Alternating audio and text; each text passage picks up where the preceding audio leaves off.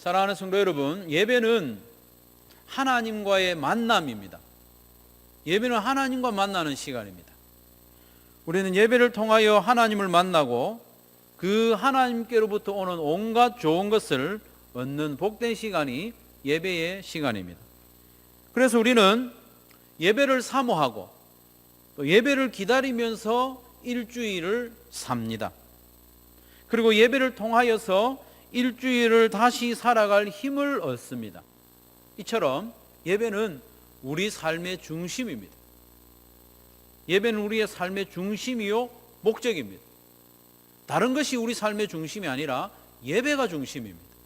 예배를 중심으로 살기도 하고 또 예배를 중심으로 준비하기도 하는 예배가 우리의 삶의 중심이요 목적입니다.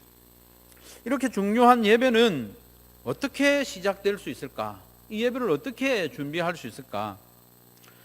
그것은 우리의 예배를 받으시는 하나님이 누구신가, 하나님이 어떤 분이신가 그 아는 데서부터 예배가 시작됩니다. 예배는 하나님과의 만남이라고 했는데 만남의 대상인 하나님이 어떤 분이신지 아는 것은 예배의 기본 중에 기본 아니겠습니까? 그래서 오늘 본문 맨 위에 타이틀에 보면 다윗의 시 이렇게 되어 있습니다. 시편 24편은 다윗이 지은 시라는 거죠. 그런데 히브리어를 헬라어로 번역한 70인역 성경에 보면 이 표제를 조금 더 자세하게 설명하고 있습니다. 거기에는 뭐라고 표제가 붙어 있는가 하면 다윗의 노래, 주의 안식일의 첫 노래 이렇게 되어 있습니다. 무슨 말인가 하면 이 시의 노래는 안식일에 처음으로 부르는 데 사용된 시라는 거예요. 말하자면 예배의 임내송과 같은 노래가 이 시편 24편이라는 겁니다. 이 노래를 통해서 예배가 과연 무엇인지 다시 한번 마음에 새기고 예배자의 자세를 점검하도록 하는 것이 이 시편의 목적이라고 볼 수 있습니다. 그래서 이 시편을 크게 세 부분으로 나누어 보면 1절과 2절은 예배를 받으시는 하나님의 주권을 노래합니다. 예배를 받으시는 하나님이 어떤 분이신가를 설명합니다. 그리고 3절부터 6절까지는 이 예배를 드릴 수 있는 예배자의 자격, 어떤 사람이 예배를 드릴 수 있는가 거기에 대해서 가르쳐주고 있고요. 7절부터 10절까지 말씀은 예배를 드린 성도들을 위해서 싸우시는 영적인 전쟁을 해주시는 하나님을 찬양합니다. 문드라 머리를 들지어다 영원한 문드라 들을지어다 영광의 왕이 들어가시리로다. 그 하나님은 전쟁에 능하신 왕이시다. 이렇게 하면서 구원의 하나님을 찬양하는 걸로 이 시가 마쳐지죠. 다윗은 먼저 하나님이 어떤 분이신지 예배자에게 알려줍니다. 이것이 너무나도 중요하고 또 핵심적인 부분이기 때문에 예배자는 하나님이 어떤 분이신지 알아야 됩니다. 하나님이 어떤 분이신지 모르고 예배를 한다는 것은 어불성설입니다. 어떤 사람이 초상집에 와가지고요 밤새도록 곡을 했어요. 밤새도록 울고 난 뒤에 아침에 누가 죽었노? 이렇게 묻는다는 아주 우스운 이야기죠. 예배에 나왔으면서도 예배를 받으시는 하나님이 어떤 분이신지 모른다는 것은 대단히 안타깝고 어리석은 일이죠. 그래서 1절 말씀에 1절을 같이 읽겠습니다. 시작. 땅과 거기에 충만한 것과 세계와 그 가운데 사는 자들은 다 여호와의 것이로다. 세상의 모든 것에 대한 소유권이, 그 주권이 하나님께 있다고 선언하고 있습니다. 왜 소유권이 하나님께 있느냐 그 설명을 2절에서 하고 있는데, 왜냐하면 원어 성경에 보면 2절을 시작할 때 키라는 접속사가 있는데 그 뜻이 왜냐하면입니다. 1절에서 땅과 거기 충만한 것들 세계 가운데 사는 자들은 다 여호와의 것이로다, 다 하나님의 것이다 이렇게 해놓고 왜냐하면 2절에 그렇게 왜냐하면 여호와께서 그 터를 바다 위에 세우시며 강들 위에 건설하셨도다. 왜 하나님의 것이냐 하면 하나님이 다 지으셨기 때문에, 하나님이 지으셨기 때문에 하나님의 것이다. 그래서 세상 만물을 만드신 창조주요 주인이신 하나님이 우리 예배의 대상이다. 우리 예배를 받으시는 분은 창조주시며 이 만물을 다스리는 주권자시라는 거예요. 우리가 예배하는 하나님은 무한히 넓은 우주를 만드신 분이에요.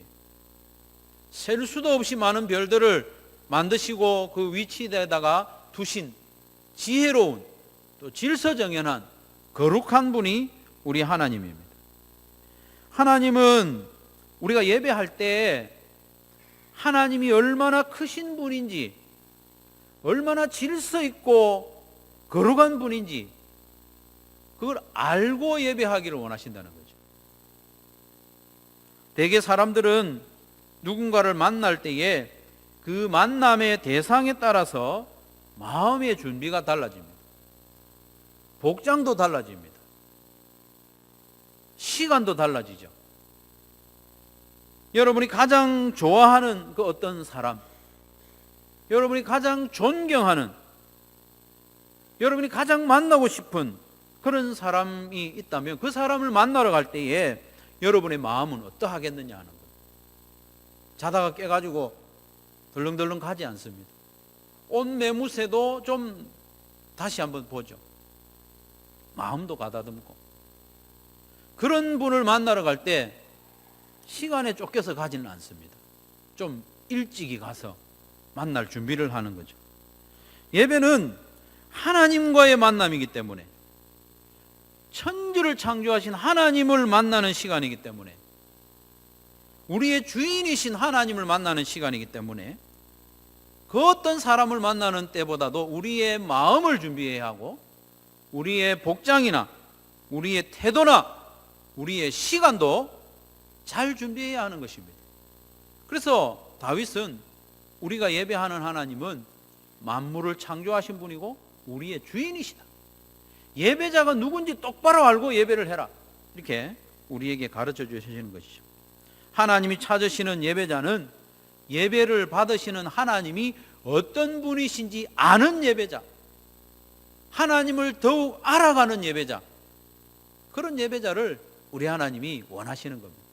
두 번째로 하나님이 찾으시는 예배자는 삶으로 미리 예배를 준비한 예배자입니다. 3절 말씀을 같이 한번 보겠습니다. 시작.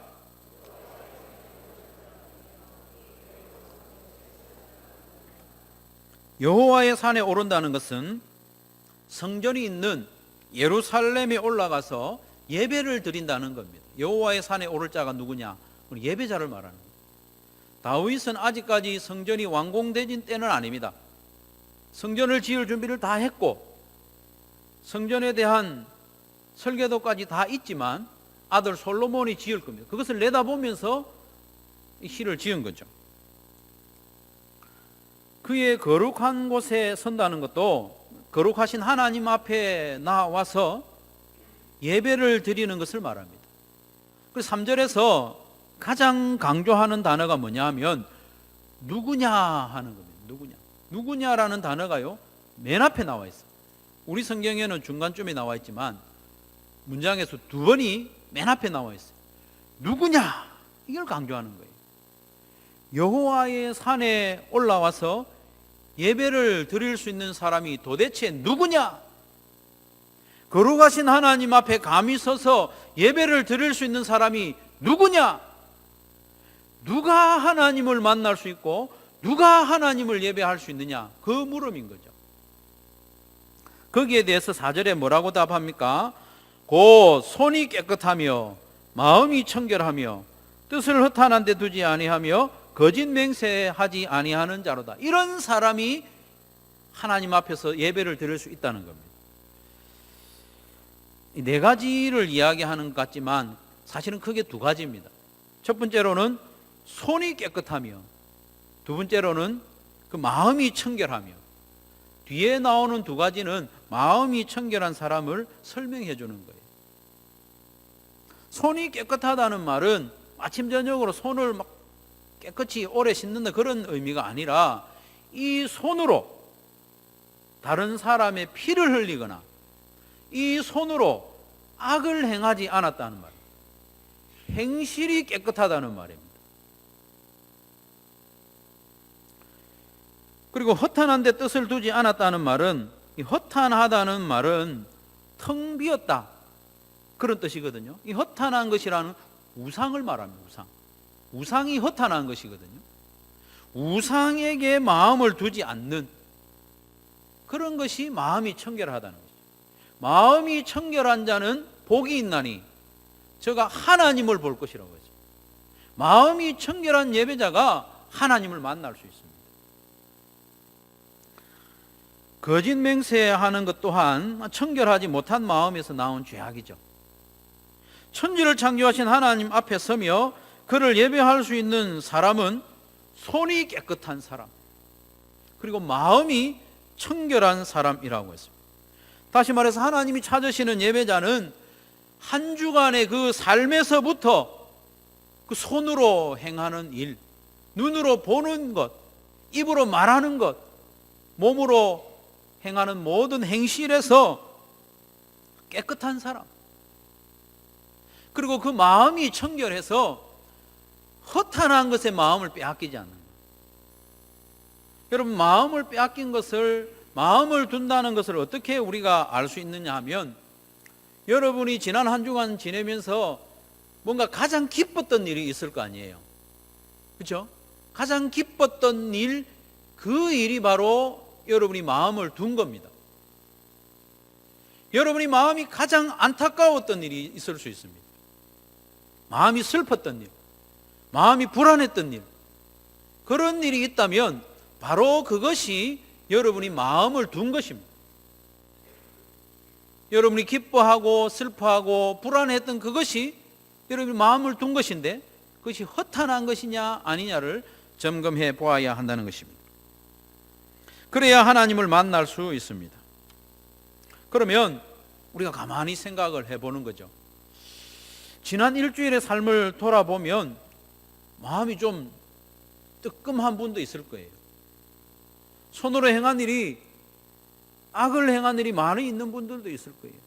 정직하지 않은 마음으로, 또 하나님을 향한 마음이 아니라 허탄한 데 마음을 두고 힘을 쏟고 그렇게 살아온 일주일이 떠오르는 사람은 이 예배 자리에 나왔는데 어떻게 해야 하느냐 하는 겁니다.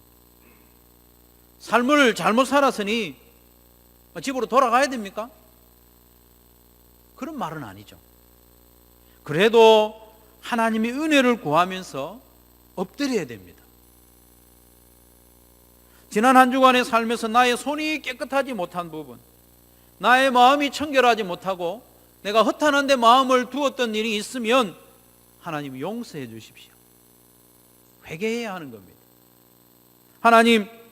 하나님께서 찾으시는 예배자는 손이 깨끗하고 마음이 청결한 자라고 했는데, 저의 삶을 돌아보니 그렇지 못했습니다. 제가 이 손으로 악을 행하기도 하고 정직하지 못한 일도 하고 다른 사람에게 해를 끼치기도 하고, 내 마음을 가만 보니 내가 기뻐하고 즐거워하고 조바심 냈던 것들이 하나님이 아니라 허탄한 것이었네요. 하나님 용서해 주세요. 그리고 저의 예배를 받아주십시오. 제가 예배자로 하나님께서 받아주십시오. 이렇게 기도하고 예배에 들어가야 되는 겁니다. 깨끗하지 못한 손과 청결하지 못한 마음 가진 그대로 예배의 시작을 맞이해서는 안 되는 겁니다. 그래서 이 노래를, 시편 24편을 안식일의 예배에서 처음으로 부르게 한 이유가 여기에 있습니다. 혹시 한 주간의 삶 가운데 준비되지 못한 삶을 그대로 가지고 예배 자리에 나온 사람이 이 시편의 노래를 부르면서 자기를 점검하라는 겁니다. 예배가 본격적으로 시작되기 전에 하나님 앞에 지난 삶을 통회하고 회개하고 준비된 마음으로 예배에 들어가라는 그런 배려인 것이죠.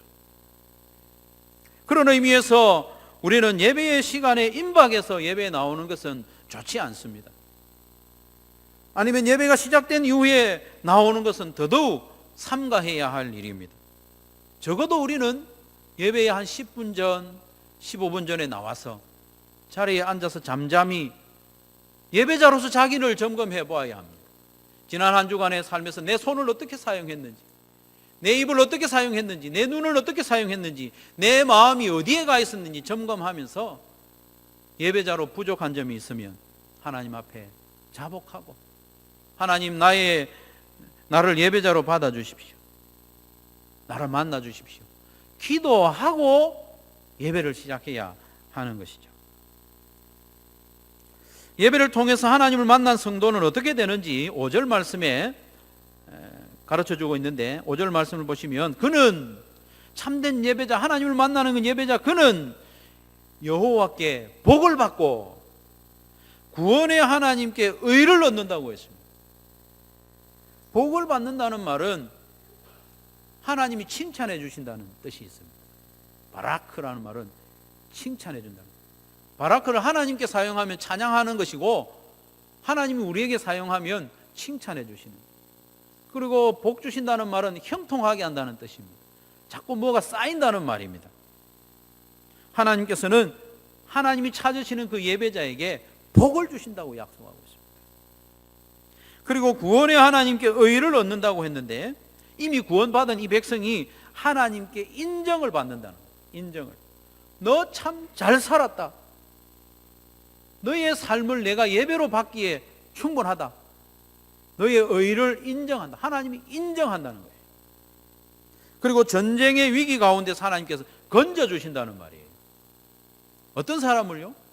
준비된 예배자, 하나님이 받으신 그 예배자에게 복을 주시고 구원의 하나님께 의를 얻는다고 약속하고 있습니다.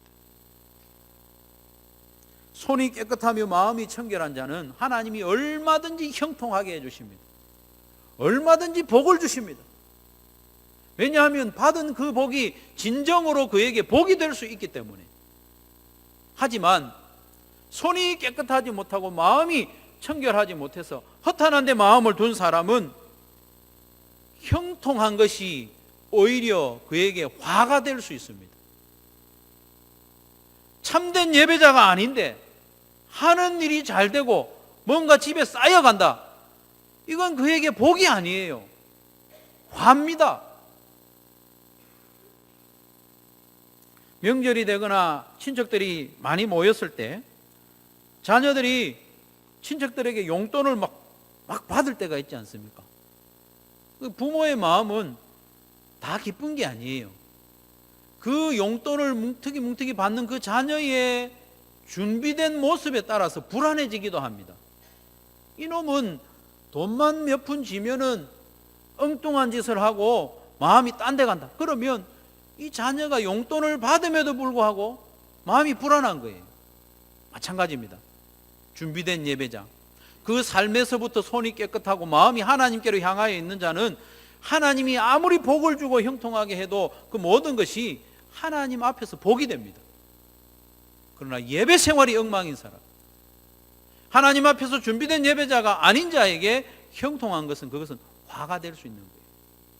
그래서 오늘 말씀에 준비된 예배자, 예배를 통하여 하나님을 만나는 그는 여호와께 복을 받고 구원의 하나님께 의를 얻으리라. 저와 여러분이 이런 준비된 예배자, 복을 받고 하나님께 인정을 받고 하나님으로부터 건짐을 받는 그런 예배자들이 다 되시기를 바랍니다. 세 번째로, 하나님이 찾으시는 예배자는 일상에서도 예배자로 살아가는 예배자입니다. 7절부터 10절까지 말씀해 보면 이제 예배자에서 예배를 받으시는 하나님으로 초점이 다시 옮겨져 갑니다. 1절, 2절에서는 천지를 창조하신 하나님, 주권자 되신 하나님을 예배해야 된다 했고, 7절부터 10절까지 말씀에서는 우리를 구원해 주신 구원자 하나님을 예배해야 된다. 그 예배자, 그 하나님, 하나님의 도우심을 입고 예배를 마쳐야 된다, 그런 말씀입니다. 7절 말씀 같이 한번 읽겠습니다. 시작. 문들아 너희 머리를 들지어다. 영원한 문들아 들릴지어다. 영광의 왕이 들어가시리로다. 아멘. 이 하나님은 마치 전쟁을 승리로 이끌고 많은 노량물을 가지고 개선하는 장군처럼 묘사하고 있습니다. 예전에 전쟁에 나간 장군이 승리하면 문을 활짝 열어서 환영하지 않습니까? 그 하나님의 모습을 보여줍니다. 하나님이 전쟁을 통하여 우리를 얻었거든요. 우리를 사탄의 종에서 하나님의 자녀로 건지시고 구원하셨거든요. 그 하나님이 돌아오시는 거예요. 성으로, 성전으로 들어오실 때 문이 열리고 하나님을 환영하는 겁니다. 그런 의미입니다. 8절 말씀에 보면 영광의 왕이 누구시냐? 강하고 능하신 여호와시요 전쟁에 능한 여호와시로다. 10절에도 보면 영광의 왕이 누구시냐? 만군의 여호와께서 곧 영광의 왕이시로다. 왕이로다. 이렇게 했죠. 이 왕은 여호와 하나님인데 강하고 능하신 여호와, 전쟁에 능하신 여호와, 만군의 여호와 이렇게 표현을 했는데 이 모두가 전쟁 용어입니다. 전쟁 용어. 우리 하나님은 전쟁에서 이기는 하나님이라, 전쟁에서 우리를 도와주시는 하나님이라고 노래를 하고 있습니다. 이 하나님이 우리로 하여금 일상 가운데서도 영적인 전쟁에서 이기게 해 주실 것을 기대한다는 말입니다.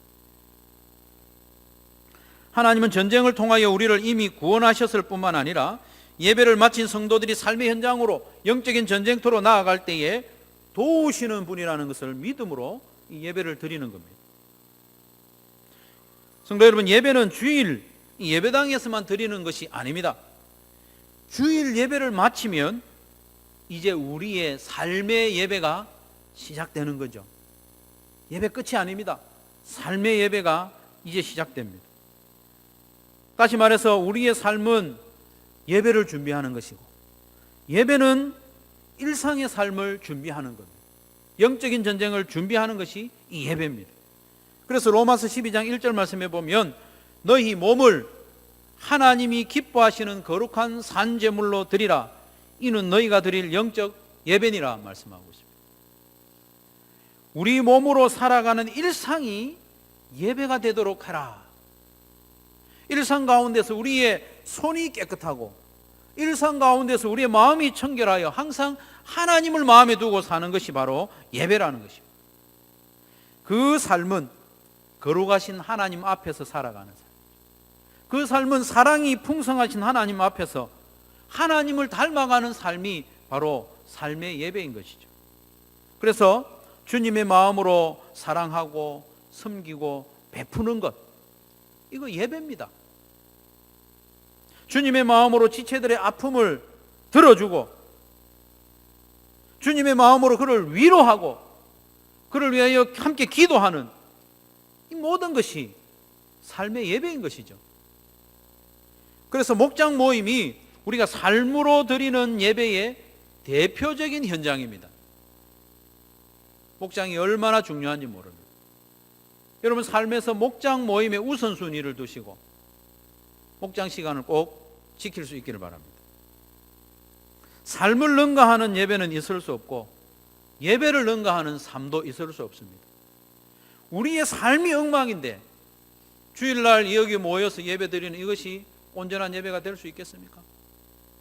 이 예배에서 은혜를 받지 못했는데 삶에 나가서 영적으로 승리할 수 있겠습니까? 그러니 삶을 능가하는 예배도 있을 수 없고 예배를 능가하는 삶도 있을 수가 없는 것이죠. 한 주간의 삶 가운데 예배를 준비하는 자로 내 손을 깨끗이 하고 내 행실을 깨끗이 하고 마음을 청결하게 하는 그런 몸부림이 있는 성도의 예배는 은혜가 없을 수가 없습니다. 이미 삶 가운데 예배를 준비하고 예배에 나왔기 때문에 하나님이 그를 만나주시는 겁니다. 하나님이 만나주시면 은혜가 있습니다. 복이 있습니다. 위로가 있고 치유가 있습니다. 힘을 얻는 것이죠. 그러니 우리는 주일의 예배에 우리의 삶의 열매를 예물로 준비하여 나오는 삶의 연습을 해야 됩니다. 그런 예배자에게 하나님께서는 형통의 복을 주시고 그를 칭찬해 주시고 인정해 주시고 또 한 주간의 삶의 영적인 전쟁에서 승리하도록 인도해 주시는 것이죠.